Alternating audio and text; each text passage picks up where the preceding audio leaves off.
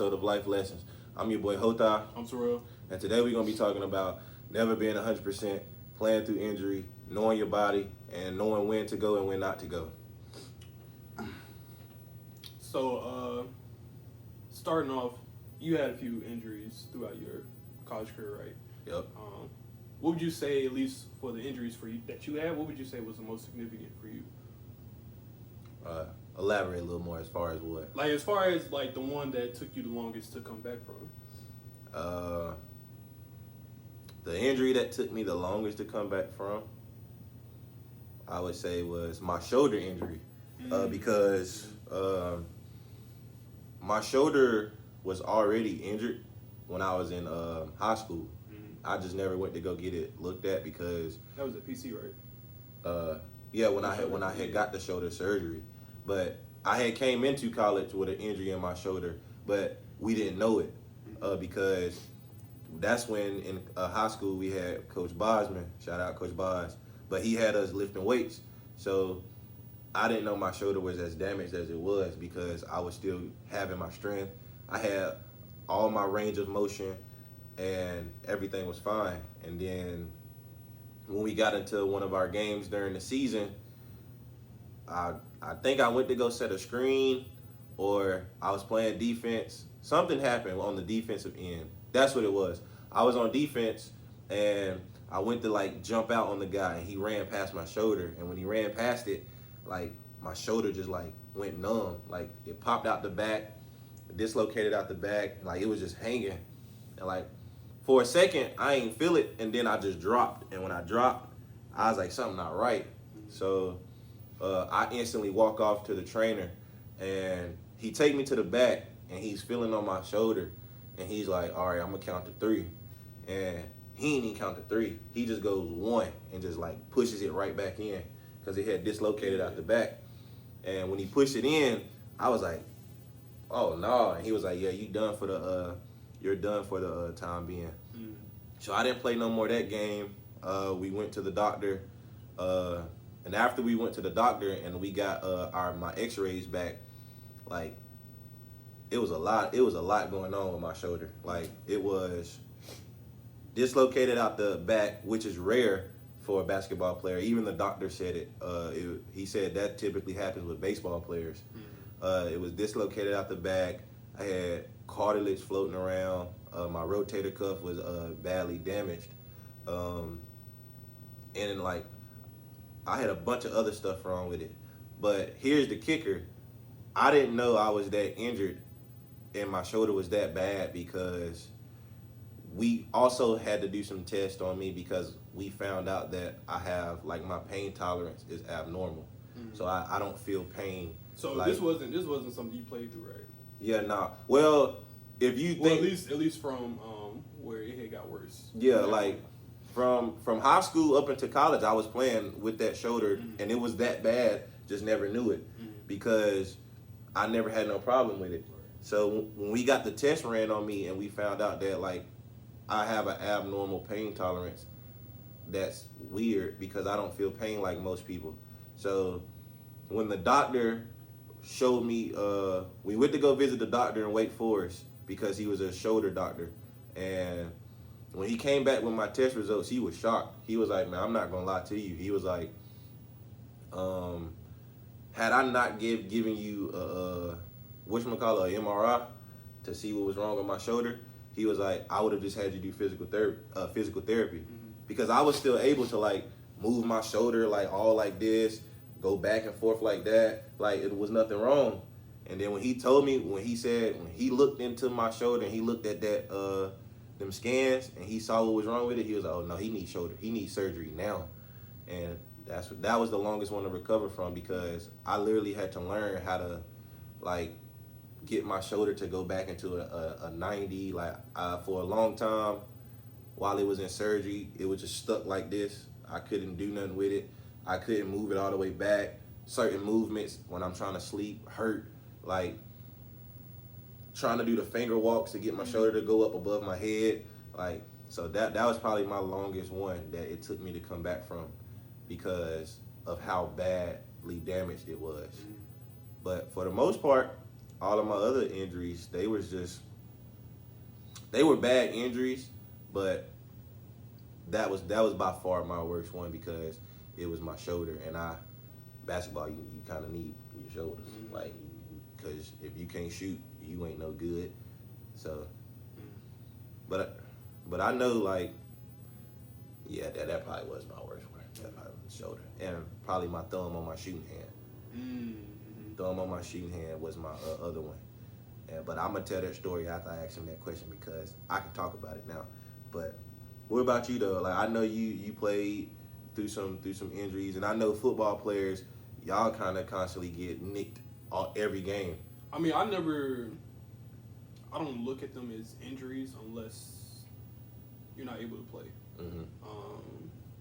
Now you get banged up, you get bruised, stuff like that. But a lot of the different things I went through was more so stuff that was manageable. But as far as the most severe injury I had,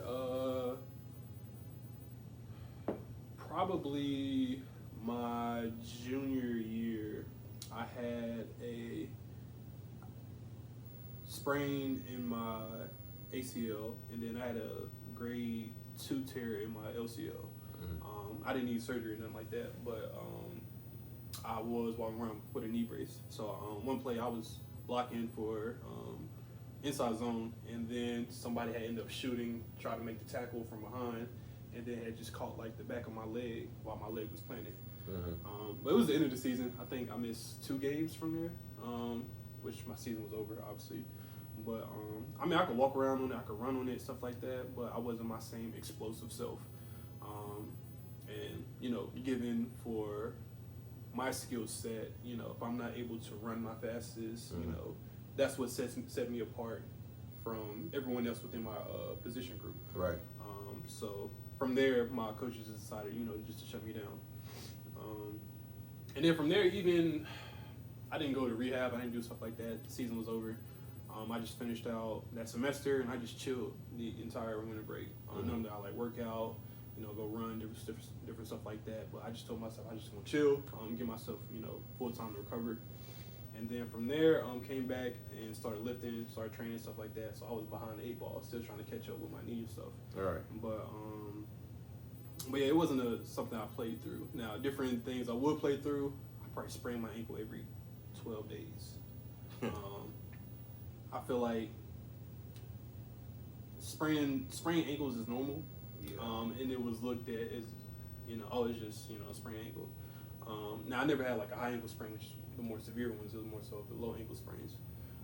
So definitely those. Probably strained my hamstring a few times. But a lot of the stuff that I've had, you know, was manageable. Yeah. Like I said, just normal everyday wear and tear. And then my shoulder my senior year. I don't know what happened. Never got an MRI. But I did get X-ray. Nothing was broke. But even to this day, like, it still kind of bothered me to an extent.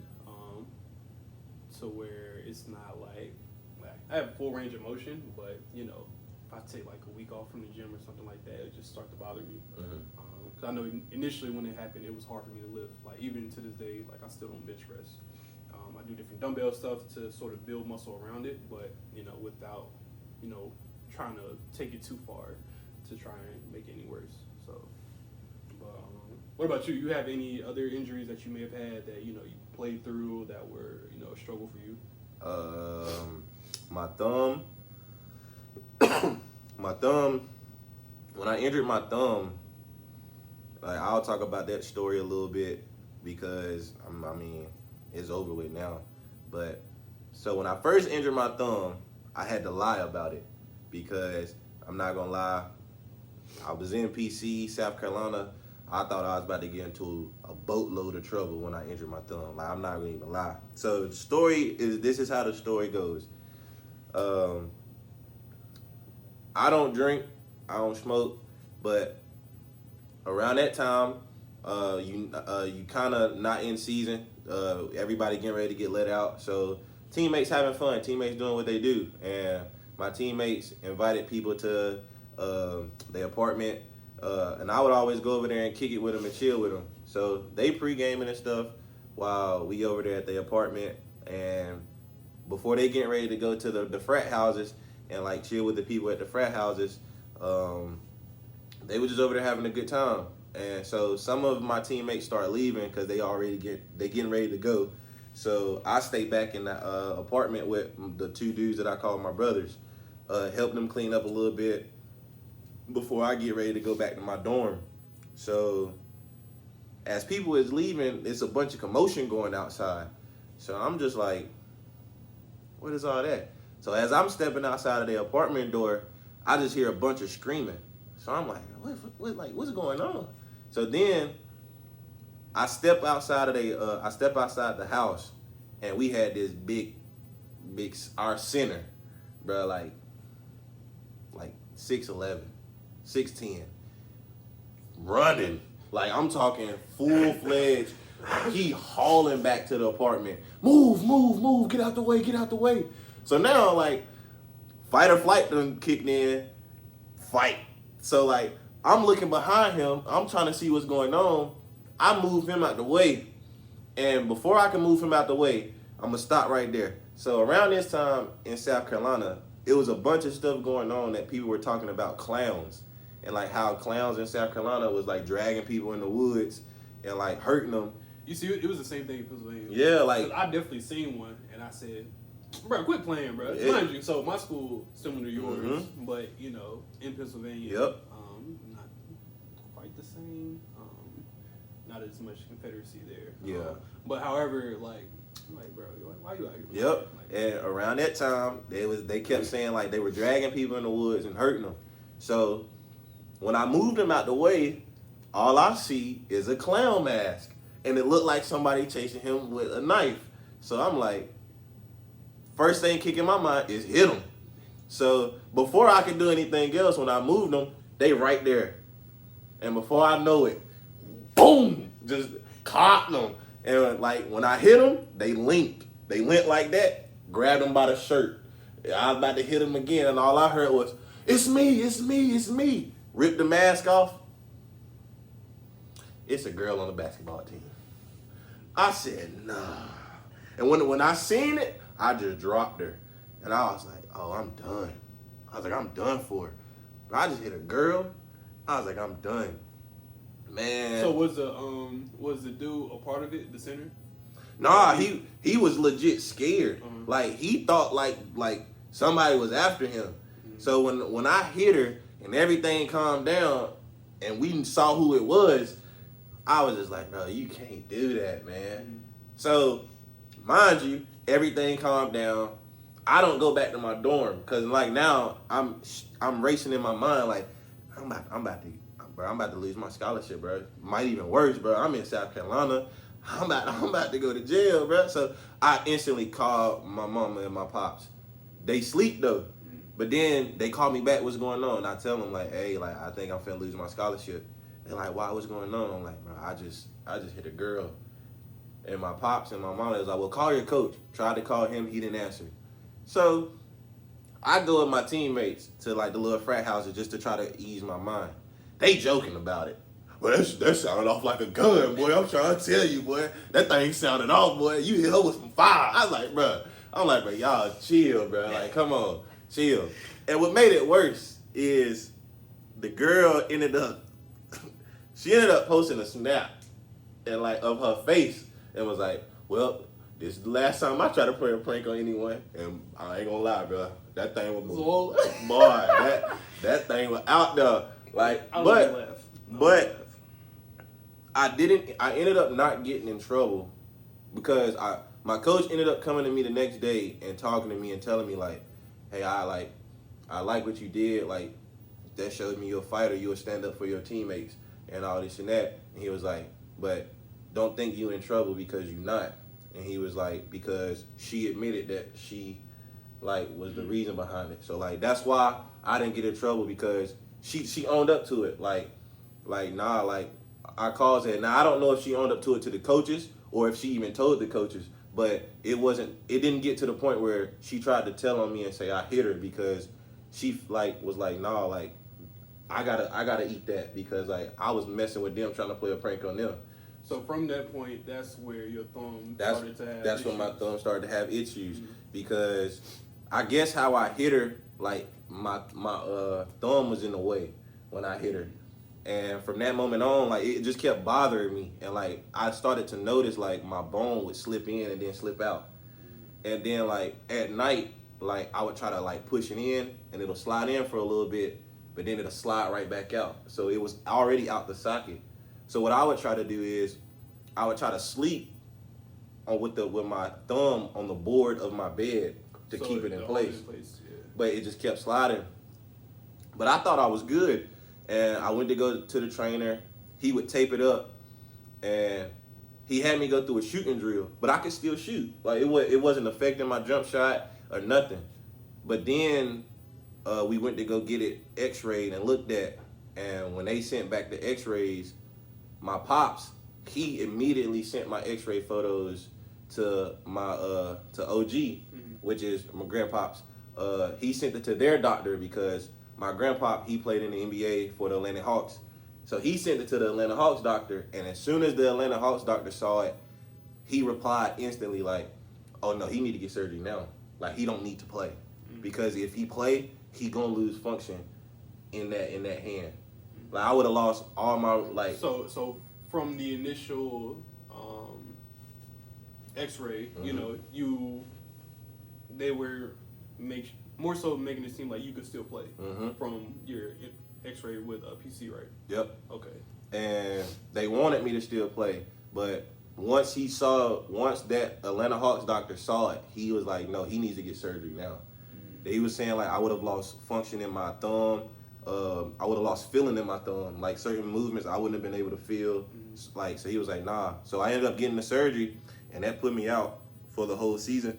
And then I just ended up redshirting. But that's how I messed my thumb up. But my question for you is, I want to jump back to what you were saying because I had a question about the ankles. Like I'm not gonna lie, your cleat game, fire. I ain't gonna lie, his cleat game was fire. So like, I know I used to watch the football players at MT when I was at MT and at PC. They used to get tape and stuff. But how much tape do y'all actually go through when taping y'all ankles? Our PT went through a lot of tape. So they had different tapes. So they had like the old traditional tape, like the ones you know more used to, and then they had like the new tape as well. So the newer tape, it wasn't like the same material, had a little more flexible, a little more bend. But I personally didn't like the new tape because like as the game went on, it would make it seem like, you know, it would get loose. So it's like I didn't have tape at all. You're just in another sock. Yeah. And so my ankles at that time was not strong. And so I needed like the old tape. So I wanted to feel like a boot. I didn't want my ankle to be flexible because getting rolled up on, you know, running routes, different stuff like that. Like I knew I needed to, you know, be secure. So, you know, get tape every practice, every game. So I think at least from, it wasn't always the cleats. Most of the cleats that I had were more so structured around like smaller players. Because if I'm being honest, Under Armour, their cleats were probably more comfortable than any other brand, but they ain't look good. I can't, no. But like for game wise, like I'll wear Under Armour cleats because obviously you gotta wear Under Armour because we were Under Armour school. But like practice wise, I'm wearing Nike. I had some Adidas, but like I don't think it was the cleats more so. It was more so just me not having strength around my ankles. Right. But at least when we were, you know, training stuff like that, we work on different ankle movements, mobilities, strengthening your ankles, not just for our ankles wise, but for our Achilles as well. Right.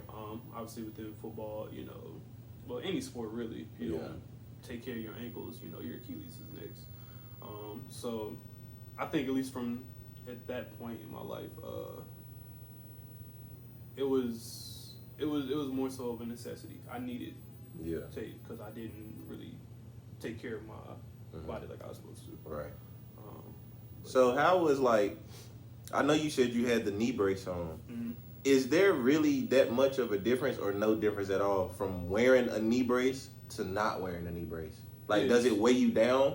it doesn't weigh you down, but it's just weird. Like your whole entire life, you know, you're getting used to it. You know, doing things one way, feeling free, and then having restriction around your knee. I didn't. So even with the knee brace, I didn't do much with the knee brace because, like I said, it was at the end of the season, so I was wearing it more so walking around. Right. Because there was one time.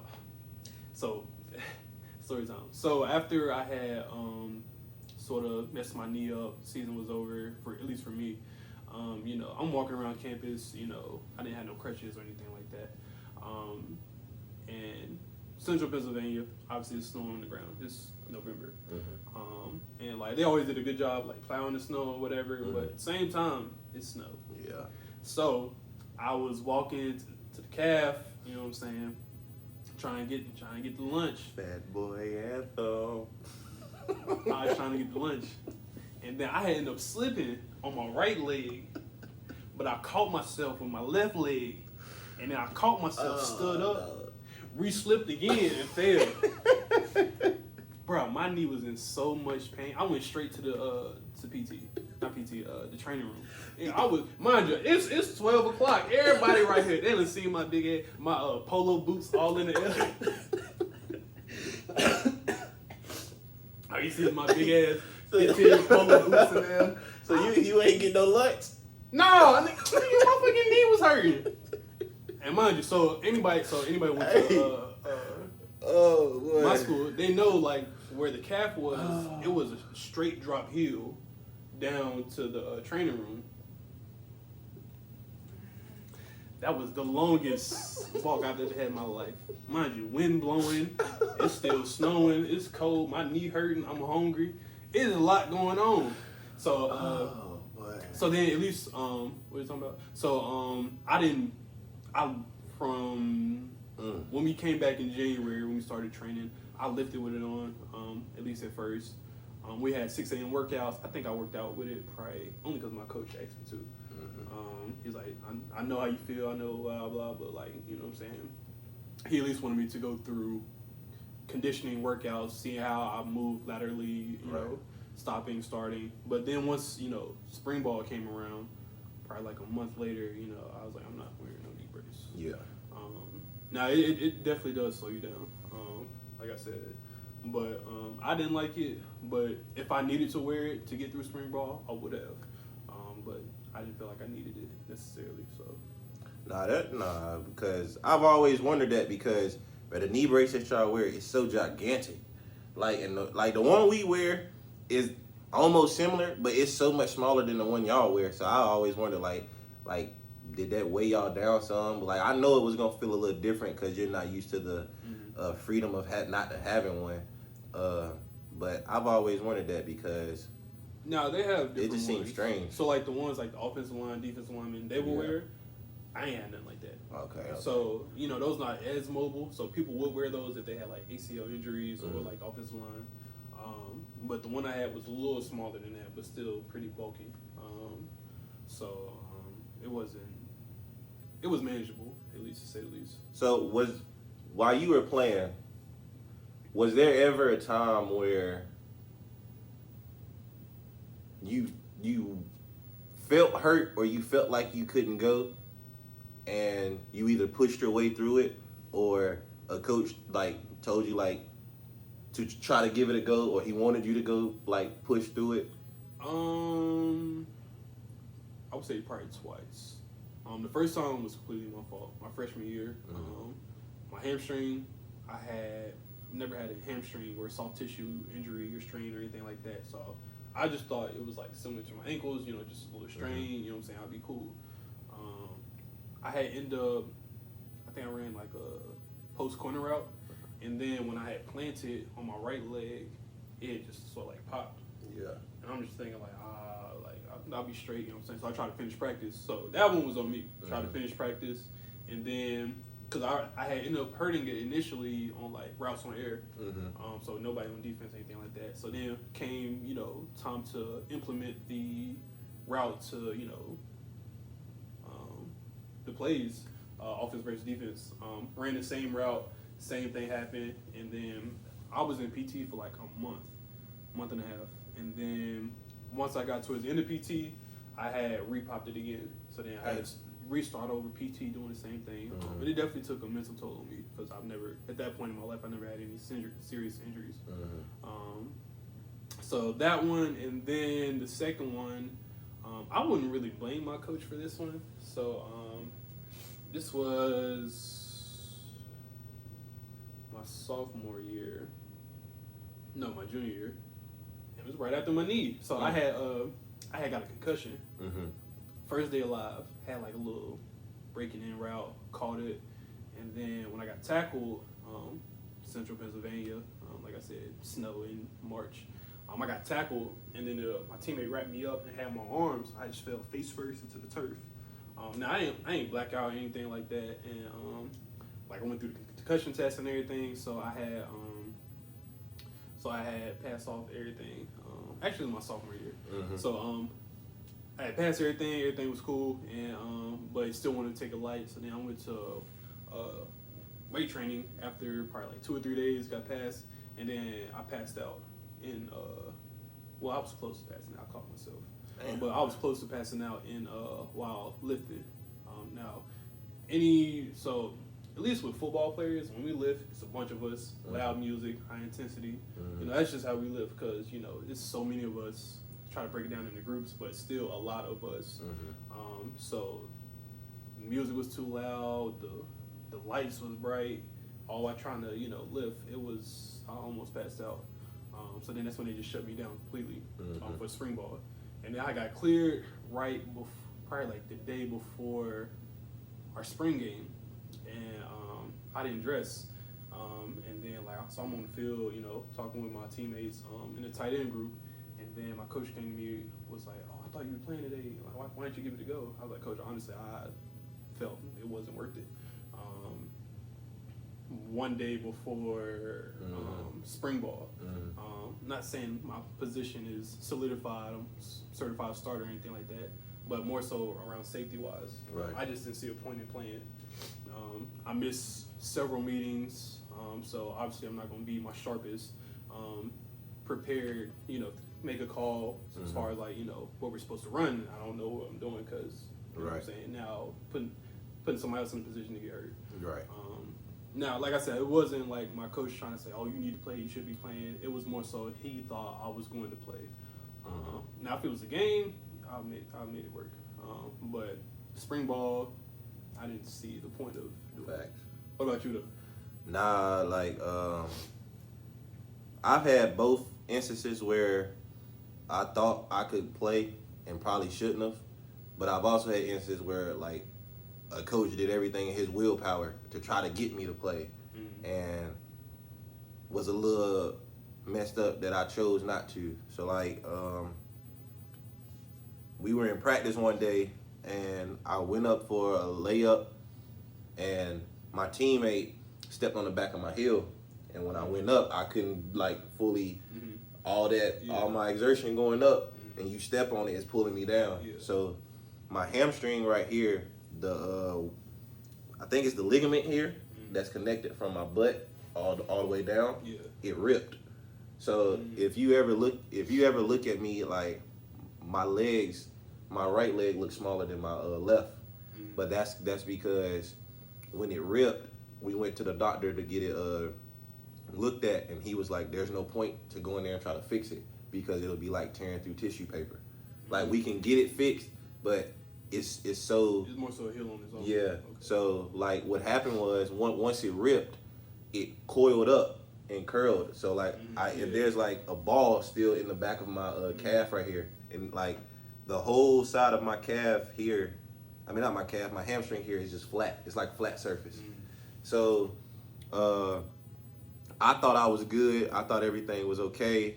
I tried to keep practicing, but I noticed it was just a pain. But it wasn't a pain that I couldn't push through. So I'm thinking everything's cool. But then after practice is over and everything, I go down to the training room and I'm getting treatment, and my trainer, he's looking at my leg, and he was like, "Something's not right with your leg." And he turned me over on my stomach to see what was going on, and I had blood clots all the way down my hamstring. like to where the blood wasn't circulating.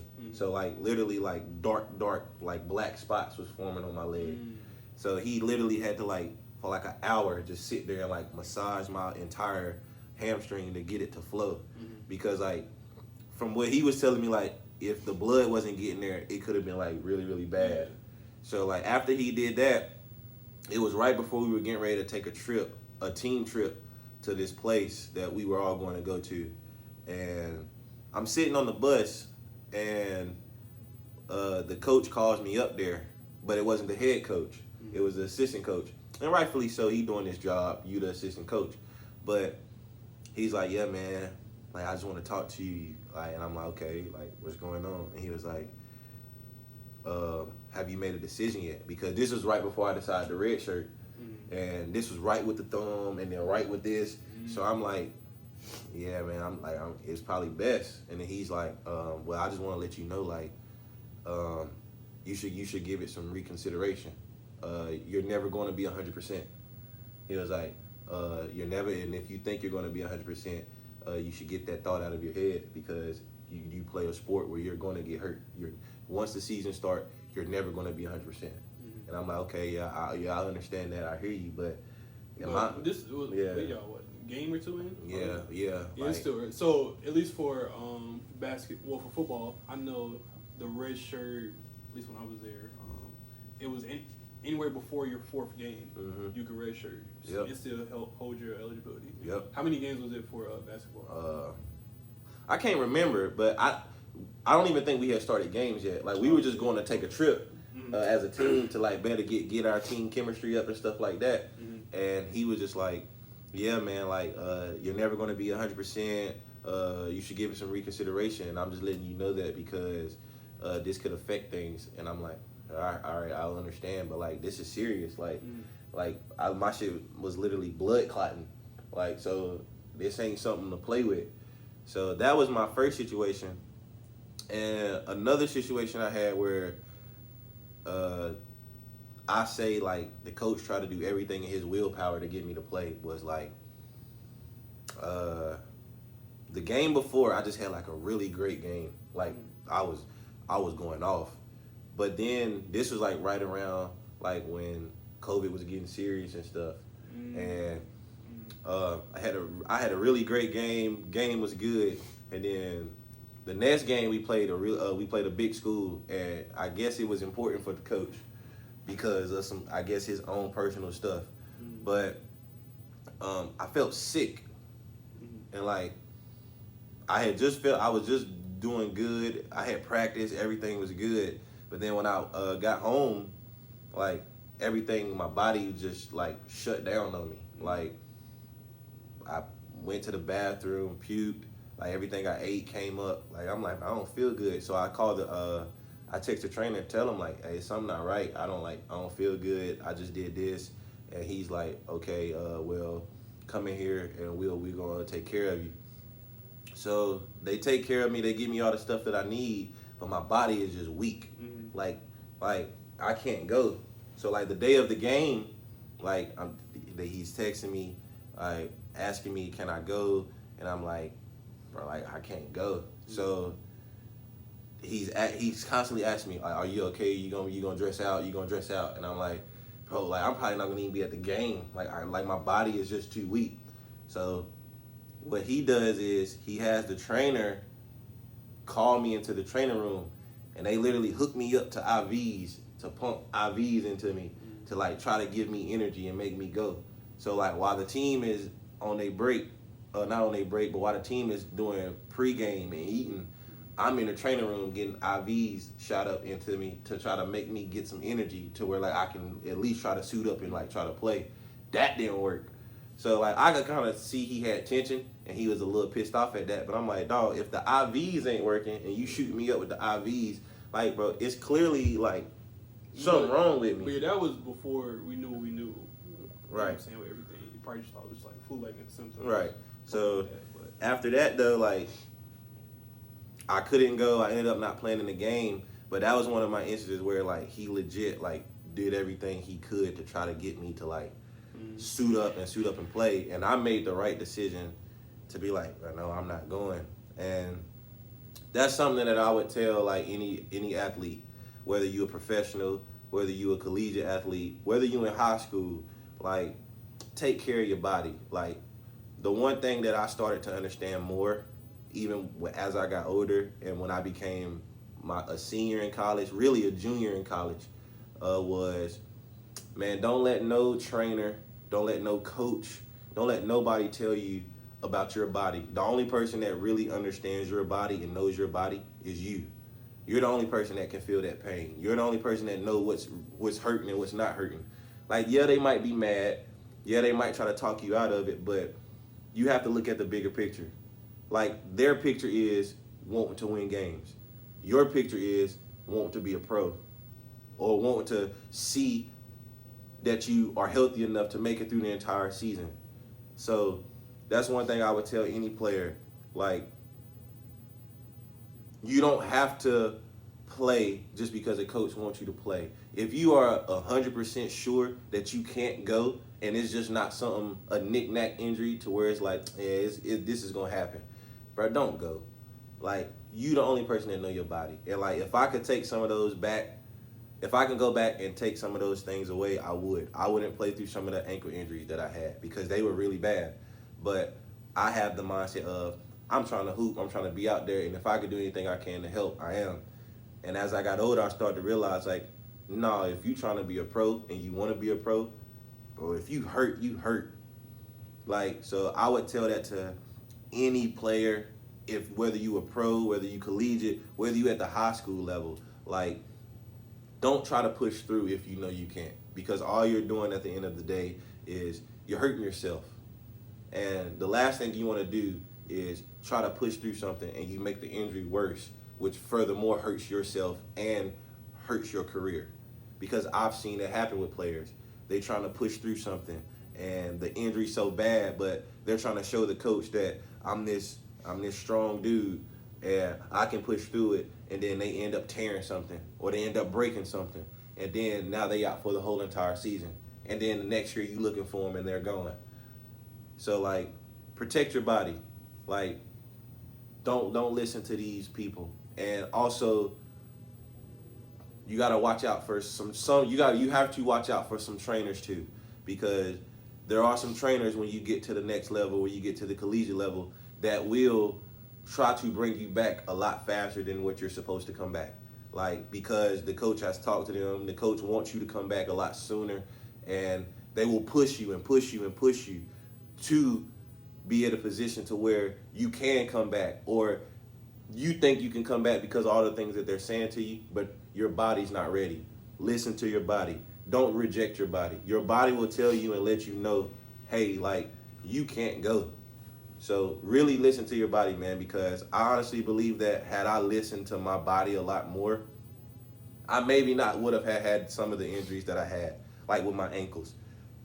Some injuries that I had was just bad luck, but a lot of injuries that I probably could have prevented was simply just due to the fact that you hearing it, like you sitting on the side in practice and you hearing the coach talk about it, indirectly talking about you, but you know he talking about you. You're the only one sitting over there that's hurt or that's not dressed out for practice. So when they make a comment about injuries and people not trying to play, you know it's directed towards you. Even though they're not saying your name, you know indirectly he talking about me. So in your mind, a young kid that's gonna make you want to be like, man, he ain't talking about me. Bro, I know what I can do. So it makes you want to come back faster.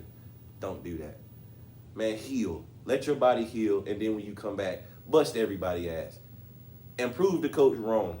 So that's one of the things that I would say. Like, I don't know how it is in football, but I know for basketball, know your body. Like, if you can't go, don't go. If you can go and you can go out there and give it a shot, give it a shot, especially if it's something minor. Like, you maybe done jammed a finger or something.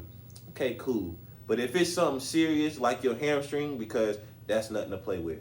Like, I'm pretty sure if you could take that back, you would be like, nah. Because hamstrings, once they go bad on you, it's hit or miss with those. Like, you can literally go months with a hamstring and it feel good. And as soon as you feel something, you like, I gotta start all over again. Now I do got a story with it being the other way around. Mm-hmm. So when my shoulder, this was my senior year. So my shoulder, I had injured my shoulder probably the third game of the year. So I missed the rest of that game, missed 2 games, and then we had a bye week. So at this point, it's been roughly a month. So, coming back, homecoming week, I practiced all week, felt good, you know what I'm saying? And what we used to have was, like, we had to get our jerseys and stuff like that. So we have, like, the dress lists or whatever. So they'll post the dress list or whatever. And then you go get your jersey, get your equipment, get your jersey and pants. That's what we needed from the trailer. So then I went out there to get my jersey because I spoke with Coach all week, part of the game plan, So I'm expecting to play. I go to get my jersey, and the equipment manager / coach at the time said, "Yeah, I don't see your name on here. I don't think you're supposed to dress." I was like, "What?" So I'm hot. I am pissed. So like I said, this has been an entire month at this point. Yeah. So I beeline straight to our head coach office, Coach V. Didn't knock nothing, walked right in. I said, "Who said I'm not playing?" He was like, "Whoa." Because mind you, everybody know me. Like, I'm very laid back, very chill, very joyful. But he could see it in my eyes, like, okay, this is not the Terrell I know. I was like, so I asked him, I said, "Why am I not on the dress list? Like, I'm playing, right?" He was like, "Yeah." Like, "Who said you're not?" He's like, "I just talked to Coach such and such, and he said I'm not on the dress list." He's like, "Oh yeah, you are for sure. We just didn't update it from last week." I was like, "Oh, all right." He's like, "Wow, man, I've never seen this much passion from you in a minute. I've never seen this much passion from you." And so it's kind of like 50-50 with me for football wise, because that time you only have 12 games. Right. And at that point of the season, it was already halfway when we started conference play, and I knew we were 1-0 in conference already. So obviously I'm going to keep the ball rolling. Homecoming week, another conference game. So I felt I was as ready as I was going to get. Now, did things get worse for me? No. But did it get better as well? Nah. But I felt I was at the point to where I could play through it. And be comfortable with it while still, doing what I can do to help us win football games. Right. So, but like falls back on you knowing your body. Your body was telling you that you was good. You was good. It wasn't no trainer telling you good, and you like listening to the trainer. It wasn't no coach in your ear telling you to go. Like, that's you knowing your body. So I will push that to any kid or to any pro. Like, just you no one knows your body more than you. And that's pretty much how it needs to be.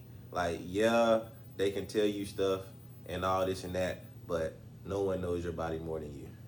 So, but before we wrap this thing up, man, we had got 2 questions from the comments, and I'm gonna start off with the first question because they asked about the jacket that I was wearing. The first question was, where did you get that red pullover from? That is fire. So the red pullover that I got and that I was wearing in the last episode is from my clothing line. I have a clothing line called Pour Clothing. You can look it up at www.pour21.com, where I'll be selling my merchandise. I got my shirt on right now. Really, it's just an acronym that stands for Plotting on Overriding the Rich, man. And where I come from and how I grew up, that's kind of why I had that mindset. That's kind of why I acronymed it like that, because where I'm from, in that neighborhood, the only thing that people talk about is ways to make money and ways to get rich. So that's why I got Pour Clothing. So time out. I rode by Petersburg today. They got the lines on they don't do hello. I don't even think them rims is double rim no more. I ain't looked that hard. See, I would, because I ain't gonna count. I rode by that too. I rode by that too. They done repaved and everything. They done rebuilt the park. The slides is different. The swings is different. This I knew they repaved it because they ain't had them cracks in there. Yeah. Cause I done stepped in the crack or two. Yeah. Like I got.